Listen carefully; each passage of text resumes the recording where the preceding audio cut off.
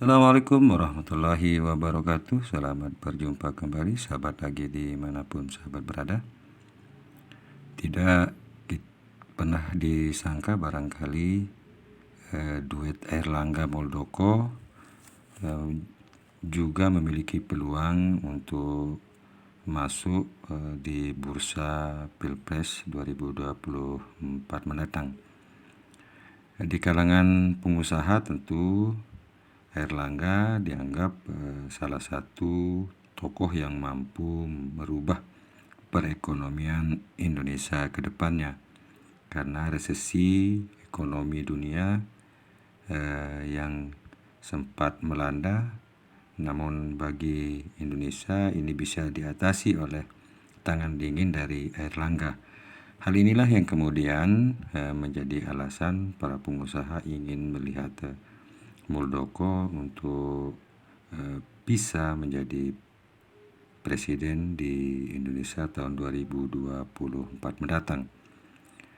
Karena dalam survei-survei tidak pernah masuk radar 3 besar, namun kali ini oleh survei Ines kita akan mencoba melihat sedikit bahwa sesungguhnya Airlangga bila dipasangkan dengan Muldoko selaku mantan tentara nasional Indonesia tentu memiliki nilai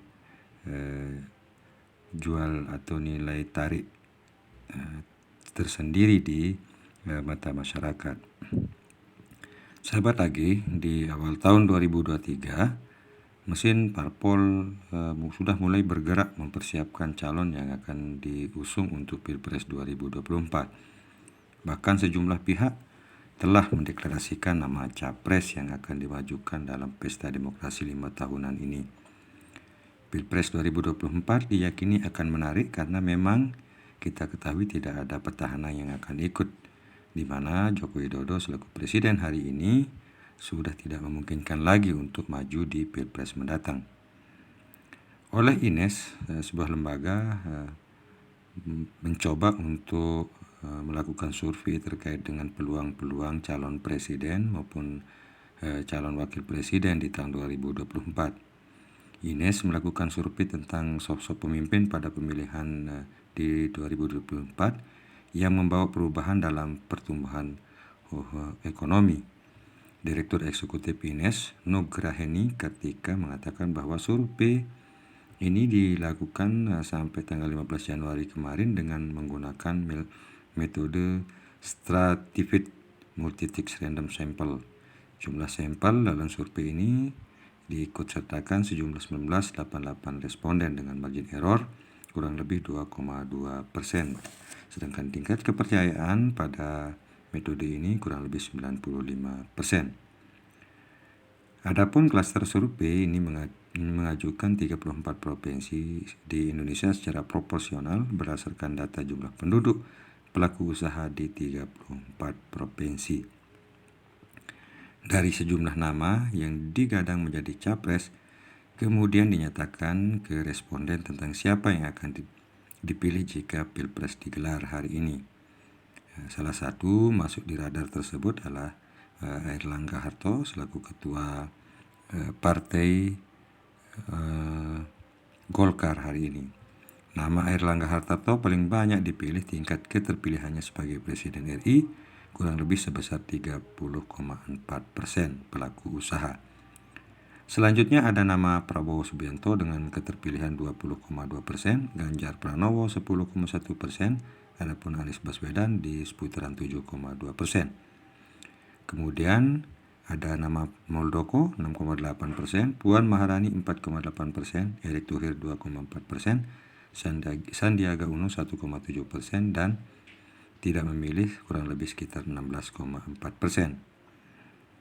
Dijabarkan oleh lembaga ini, dukungan juga melakukan simulasi tokoh bakal capres dengan pasangan bakal cawapresnya.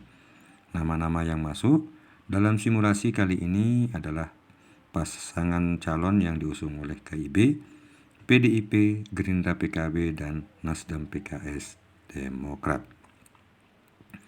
Sahabat AG dimanapun sahabat berada, Di simulasi ini dicoba pasangan Airlangga Muldoko, ternyata hasilnya cukup signifikan. Oleh para pelaku usaha berharapnya Airlangga Hartarto serta Muldoko dalam satu paket ini kurang lebih 40,2% yang menginginkan menjadi presiden.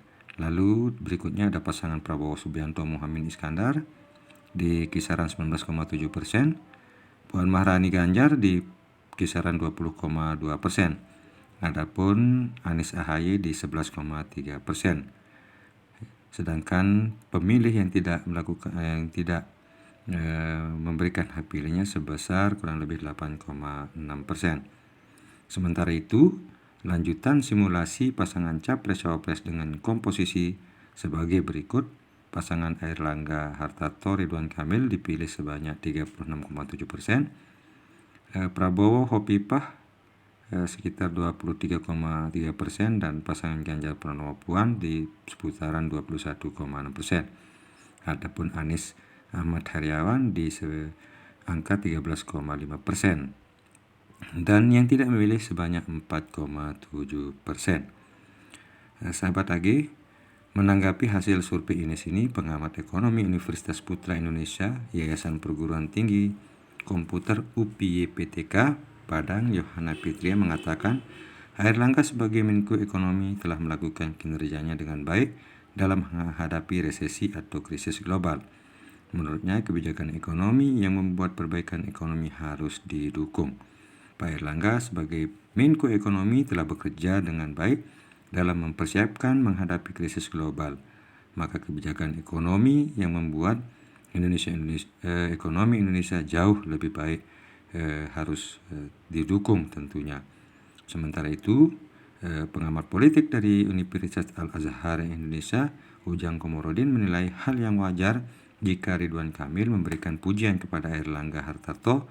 Pasalnya Airlangga sebagai nahkoda Golkar telah membawa perubahan bagi partai itu sendiri.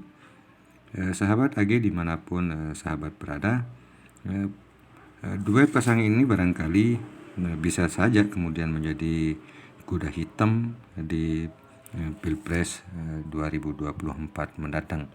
Meski sampai saat ini kita belum melihat adanya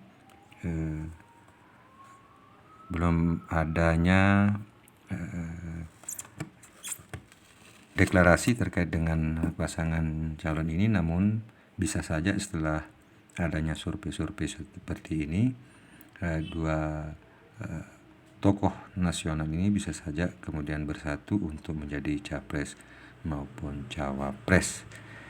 Demikian sedikit informasi tentang keterwakilan pemilih khususnya di bidang dunia usaha, bidang ekonomi, terkait dengan bagaimana harapan para pengusaha agar pemimpin Indonesia ke depan mampu membawa perubahan khusus di ekonomi, penguatan ekonomi di Indonesia lebih baik lagi. Maka harapannya itu tertumpah atau diharapkan agar Airlangga bisa melenggang menjadi presiden di tahun 2024. Kira-kira demikian sahabat AG. Semoga informasi ini bisa bermanfaat. Wallahu a'lam bishawab. Wassalamualaikum warahmatullahi wabarakatuh.